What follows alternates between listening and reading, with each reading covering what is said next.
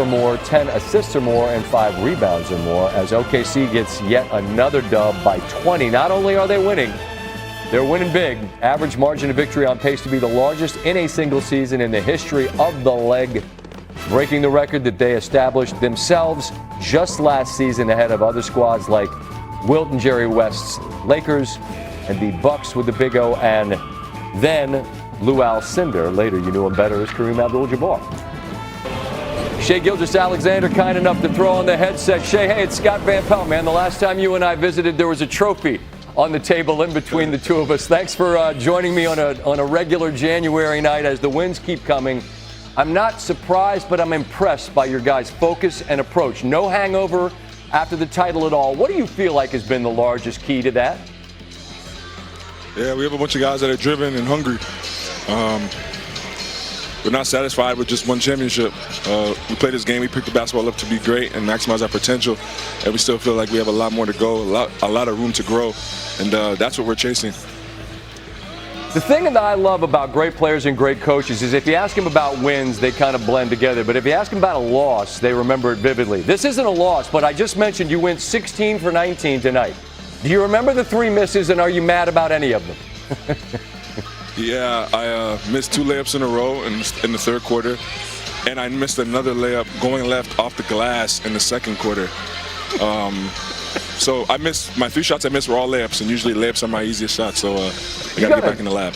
You got to tighten that up, man. You got to tighten this up. Absolutely. You can't be missing layups. I'm teasing, obviously. I want to close with this because I don't want to wear you out. I want to let you get to the fellas and enjoy the night. The journey is a lengthy one, and now that you've done it and you know what's required to be a champion, and there is a lot of mileage between now and then, what's the approach given what you guys could do, regular season records and all the rest? Sort of how do you view the time between now and the most important games and how you as a team will attack them? Yeah, we got to continue to get better. And the season is long. It's full of ups and downs. It's full of wild travel and back-to-backs and all type of crazy things. But it's the NBA season. Everyone's going through it. And the teams that grow from their experiences the best throughout the season are most prepared for the postseason. And we feel like we did that and gave ourselves the best shot we could last year, and it worked out for us. So continuing that formula and just getting better each and every day, no matter what life throws at us, what the game throws at us, will be our best bet.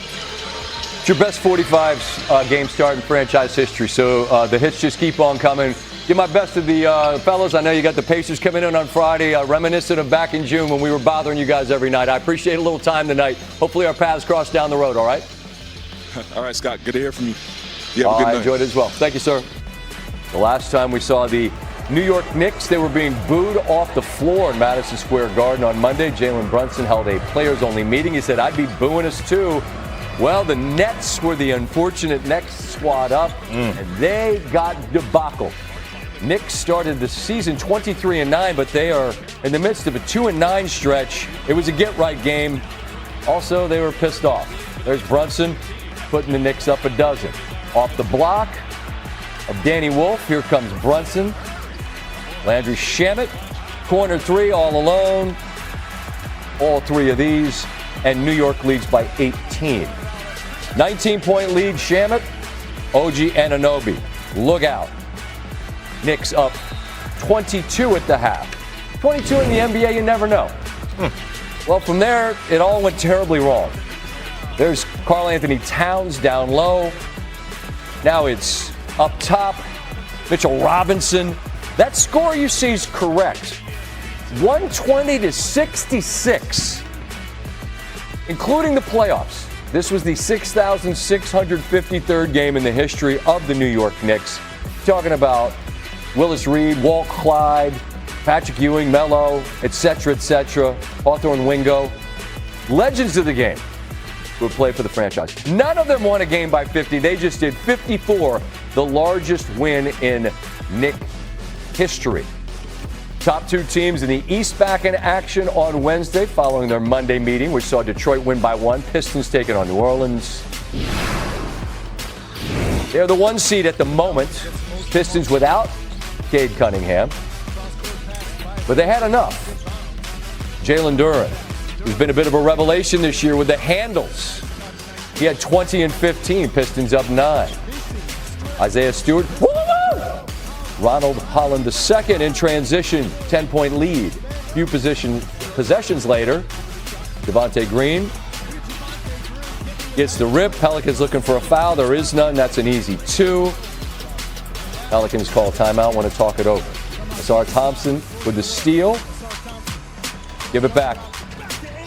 Thompson up top. Was that Duncan Robinson, his sister there? Pistons 5-1 without Cade Cunningham.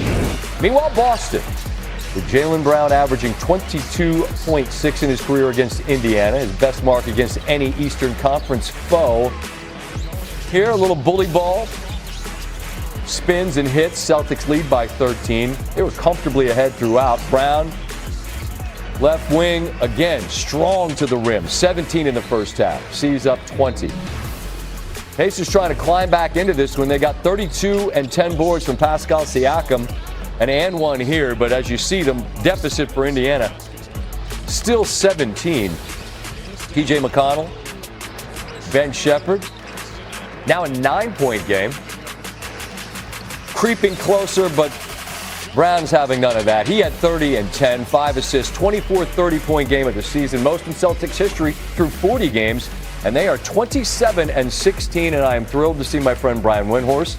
Great to be with you. We just haven't been on a ton following the NBA, so it's great to catch up. And I'm asking sincerely, 1 to 10, how surprised you'd say you were at the Celtics' record, 27 and 16, and their position in the East at this point, which is 2? More than 6-7. Definitely maybe 9-10. Because did you just do a 6-7? Are you better. really? It would have been better. Oh my two God! weeks Get him out of here. 2 weeks too late. Not to sound like Al Pacino. Go ahead. Not to sound like Al Pacino, but what if I now make a Any Given Sunday reference? Is that what? That's fine. That's better than. I just have 2 very young sons, so 6-7 is a little bit of a problem in my house. I'm sorry. Me too. I have an 8-year-old. What do you want me to do? I'm in that zone.